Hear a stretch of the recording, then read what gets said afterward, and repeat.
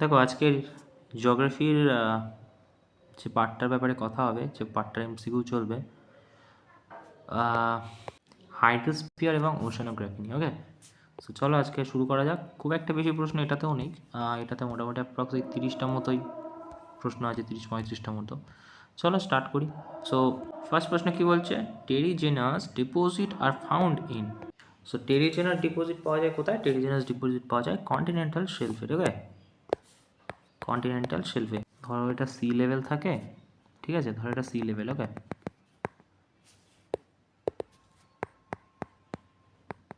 তো এই জায়গাটা সি লেভেল যদি থাকে এরকম, তো এই জায়গাটা ধরো land,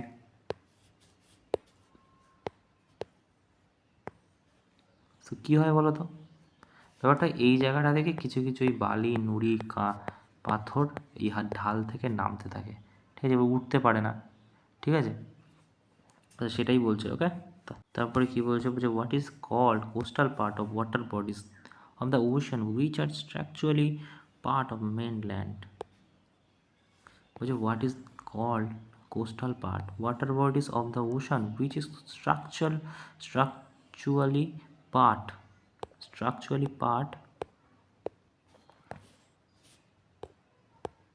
structurally part of the maintained continental। তো কোনটা হয়ে যাবে? এটা হয়ে যাবে কন্টিনেন্টাল শেলফ। ওকে, এটাও কন্টিনেন্টাল শেলফই হবে। Which of one of the following deposit gorge in the world. বলছে which one of the following the deepest gorge the world, deepest gorge. Okay, আচ্ছা এটা গোর্প না, এটা গর্জ হবে। ওকে, জিই হবে।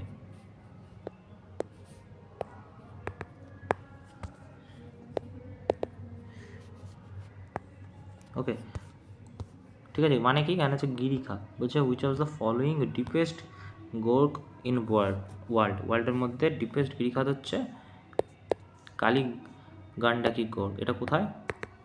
এটা তোমার হিমালয়া ইন নেপাল। ওকে, এটা হচ্ছে তোমার পশ্চিমে কি আছে? ধওলাগিরি আছে, ঠিক আছে, আর পূর্বে কি আছে? অন্নপূর্ণা, ঠিক আছে, যেটা কিনা হায়েস্ট যে পিকগুলো সেটা দুটো আর কি আলাদা করছে একে অপরকে। ওকে, তো এটা কী হয়ে যাবে? কালী গান্ডাকি গর্জ আর কি, ঠিক আছে। তারপর বলছে name the see that separate Asia, and Africa with country which Egypt and Sudan, African side of Saudi Arab of the Asian side। বলছে name of the sea that separate Asia and Africa with country such as Egypt and Sudan on the African side, Saudi Arab of the Asian side। So অপশানে কী কী আছে? অপশানে আছে এক হচ্ছে Caspian sea, তারপরে ব্ল্যাক সি, রেড সি আর মেডিটারেনিয়ান সি। ওকে, তো এটা হয়ে যাবে কি? এটা হয়ে যাবে red sea. Okay, red sea আমরা বাংলায় কি বলি? বাংলাতে আমরা বলি লোহিত সাগর। Okay, a chain of the island closely scattered in the body of water is called. বলছে জলাশয় যখন ছড়িয়ে ছিটিয়ে থাকে, ঠিক আছে, কাছাকাছিতেই বা ছড়িয়ে ছিটিয়ে থাকে, তাদেরকে কী বলে? তো এটাকে বলা হয় পিলোগো। ওকে, এটা বলা হয় পিলোগো। তা বলছে, তারপর কি বলছে? The strait of connect the Mediterranean sea with Antarctica ocean. Mediterranean sea এর সাথে, মানে ভূমধ্য সাগরকে তোমার আটলান্টিক মহাসাগরের সাথে তোমার হচ্ছে সংযুক্ত করে কে? সেটা কি হয়ে যাবে? এটা হয়ে যাবে গিব্রাল্টার। ওকে, তারপর কি বলছে? Which of the following is cold ocean wave. এই চারটের মধ্যে কোনটা cold ocean wave? Ocean wave মানে কি? সমুদ্র তরঙ্গ, রাইট? ওশান ওয়েভ এই চারটের মধ্যে কোনটা কোল্ড ওশান ওয়েভ? সেটা হয়ে যাবে ল্যাব্রাডর স্ট্রিম। ওকে, মনে রাখবে ল্যাব্রাডর স্ট্রিম বলা হয় কোল্ড ওশান ওয়েভ।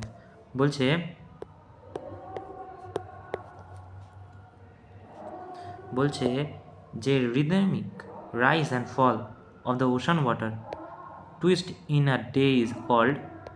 বলছে রিদমিক রাইজ মানে উপরে উঠছে এবং ফল নিচে নামছে, ওশান ওয়াটার টুইস্ট না দে, দিনে দুবার করে আসছে, তাদেরকে আমরা টাইড বলি, রাইট? ওয়েভ তো বলি না, সুনামি বলি নাকি? তারপর এটা হচ্ছে কারেন্ট বলি না, ঠিক আছে। What is the normal air pressure sea level? কত এয়ার প্রেশার সি লেভেলের নর্মালি থাকে। তো এটা হয়ে যাবে 1013.25 মিলিবার্স। ওকে, তারপর কি বলছে, in the context of ocean energy conversion T in OTC stand for কি? ওটিসি মানে হচ্ছে যে, দাঁড়াও কই গেল, ওটিসি মানে হচ্ছে, এটা হয়ে যাবে কি, ও ফর হচ্ছে ocean, T for thermal, E for energy, C for conversion. তো আমাদের হচ্ছে টি থার্মাল। ওকে, থার্মাল কই, দুইয়ের দাম, ঠিক আছে। তারপর কি বলছে, water cycle is also called, water সাইকেলকে অলসো কল্ড কি বলি আমরা?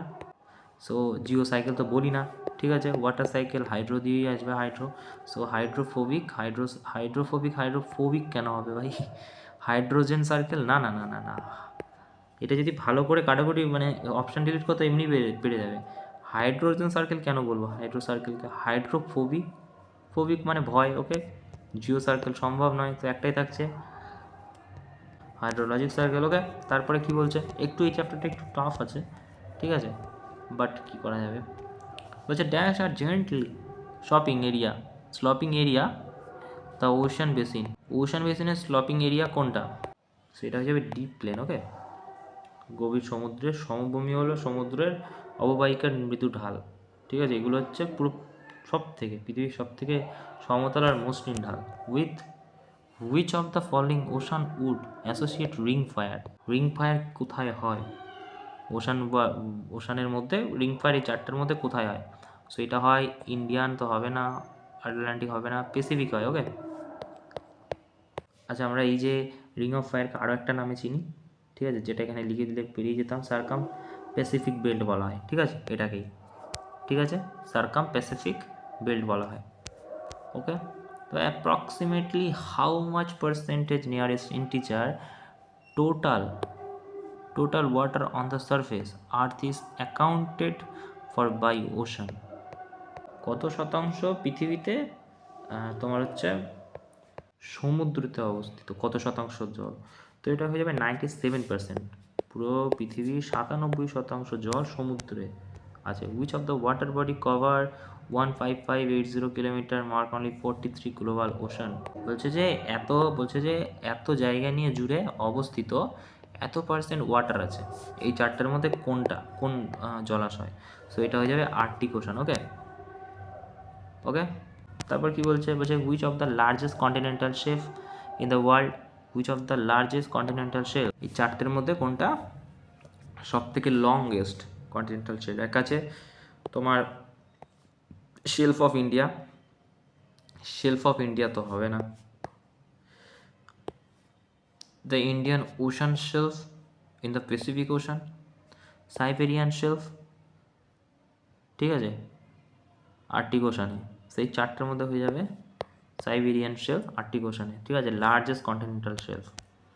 which is fourth largest body which is fourth largest body in the world recognized by US World Geography, name as body of water extending off coast and Antarctica?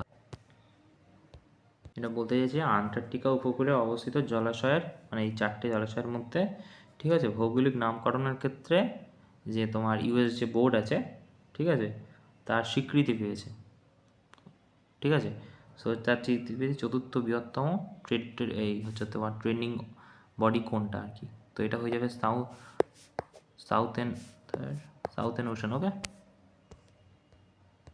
তারপর কি বলছে দেখো, তারপর বলছে which of the sea is north west part India ocean that cover total area approximate এই 14,91,091,000 square mile and form part of major sea routed between Europe and India. বলছে যে ভারত মহাসাগরের উত্তর পশ্চিম অংশে প্রায় এতটা এরিয়া নিয়ে আর কি, স্কোয়ার জায়গা নিয়ে আর কি রয়েছে, ঠিক আছে, ইউরোপ এবং ভারতের আর কি মেজর রুট বিটুইন ইউরোপ আর আলাদা করছে, ঠিক আছে, মানে ও দুজনের মাঝখানে দিয়ে। তো ওটা হয়ে যাবে কোনটা?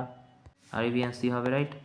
তারপর বলছে identity of the factor that not affected the salinity of ocean, the type of marine or salinity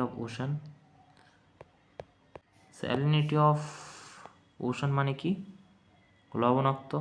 ওই যে সমুদ্রের লবণাক্তকে প্রভাবিত করে এই উপাদানগুলির মধ্যে কোনটা? The type of marine organism found in water bodies, rate of evaporation and precipitation, wind and amount of fresh water. So salinity of water actually প্রভাব ফেলে তোমার মেনলি তো এটার ওপর তো অবশ্যই প্রভাব ফেলে, ঠিক আছে। কারণ হচ্ছে যে বাষ্পীত যে উঠে তারপর যে বৃষ্টি আকারে নেমে পড়ে, বাষ্পভবন বৃষ্টিপাতের উপর নির্ভর করে, ঠিক আছে। কিন্তু বলতে চাইছে যে মেরিন সমুদ্রের উপরের যে ওয়াটার বডিজ, এটার উপরও তোমার হচ্ছে যে উইন্ডের উপরও প্রেশার পড়ে, ওকে, উইন্ডের উপরও প্রভাব ফেলে, ঠিক আছে, লবণাক্ত জল, ঠিক আছে। ফেলে না অ্যামাউন্ট অফ ফ্রেশ ওয়াটার পড়ে, ঠিক আছে, কিন্তু প্রভাব ফেলে না এটার উপরে, ওকে। টাইপ অফ এটাই একমাত্র বাকি থাকছে। দেখো তোমার হচ্ছে বাষ্প ভবন এবং বৃষ্টিপাতের উপর তো প্রভাব ফেলবেই লবণাক্ত জল, উইন্ডের উপরও প্রভাব ফেলবে, অ্যামাউন্ট অফ ফ্রেশ ওয়াটারেরও তো অবশ্যই প্রভাব ফেলবে, ঠিক আছে, একমাত্র ওটাই হবে না। তো বলছি identify shallowest part of ocean. Shallow মানে এখানে বলতে চাইছো অগভীর অংশ, ওকে। সো এটা কোনটা হয়ে যাবে? কন্টিনেন্টাল শেপই হয়ে যাবে এটা, ওকে।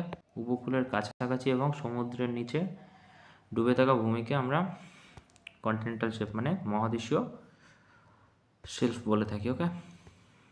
তো এটা which of the water body world's third longest largest ocean spread over areas 7,56,00,000 এই 7,56,000 7,56,000 নাকি এটা 70 কোটি, একক দশক শতক হাজার অযুত লক্ষ নিযুত কোটি, হ্যাঁ 70,56,00,000 কিলোমিটার আর্থ সারফেস নিয়ে আছে। এটা ইন্ডিয়ান ওশান আছে, ওকে। তাই which of the part ocean layer is flatter and smoothest world, বলছে which of the part ocean layer is flattest and smoothest of the world, বলছে সমুদ্রের স্তরের কোন অংশ পৃথিবীর সব থেকে সমতল এবং মসৃণ। এটাও কন্টিনেন্টাল স্লোপ হবে, ওকে, সব থেকে মসৃণ continental slope. A salt water lake separate from the sea by sandbar and split in called, বলছে যে a salt water lake separate from the sea by sandbar and spit is called. Lagoon মানে উপহ্রদ বলি আমরা বাংলায়, ওকে, ঠিক আছে। বলছে যে সমুদ্র থেকে বালির যে কণা এটাকে আলাদা করার জন্য তৈলাক্ত জলের হ্রদকেও আমরা লাগন বলি, ওকে, এটা হয়ে যাবে, ওকে। তাহলে which of the following water bodies is closest to park straight, বলছে নিচের এইগুলোর মধ্যে কোন জলাশয় পার্ক স্ট্রেটের সাথে মানে কাছাকাছি অবস্থিত? Mahim creek, gulf of Mannar, আর কি আছে? গালফ অফ কি আছে? গালফ অফ খাম্বাট, আচ্ছা চিল্কা লেক, চারটার মধ্যে কোনটা? এটাও তোমার হয়ে যাবে গালফ অফ মানার হয়ে যাবে, ওকে। তারপর দেখো বলছে যে the dash is the content margin each continental occupied by relatively shallow sea gulfs. Again এটা টাফ একটা প্রশ্ন, এটা হয়ে যাবে কন্টিনেন্টাল শেপ হয়ে যাবে। The continental shape is extended margin of each continental occupied by relatively shallow C and gulfs. এটা continental slope হবে না, শেলফ হবে। তারপর দেখো বলছে তারপরে কি বলছে? বলছে যে salinity of ocean water is calculated as amount salt dissolve in কত গ্রাম অফ সি ওয়াটার। বলছে যে সমুদ্রের জলে লবণাক্ত, ঠিক আছে, যে লবণ সমুদ্রের জলে দ্রবীভূত লবণের পরিমাণের হিসেব যখন করা হয় তখন পার গ্রাম কত নেওয়া হয় সি ওয়াটার। সো এটা 100 গ্রামে 1 কিলো, ঠিক আছে। সরি আমি বললাম যে 100 গ্রাম মানে 1 কিলো হিসেবে এটা গণ্য করা হয়, ঠিক আছে।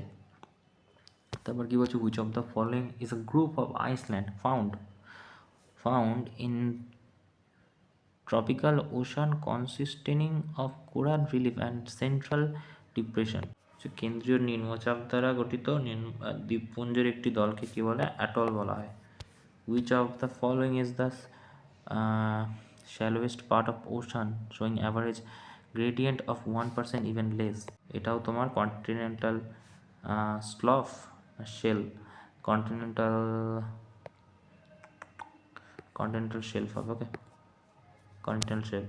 Normally there is a dashed interval between spring tide and nip tide.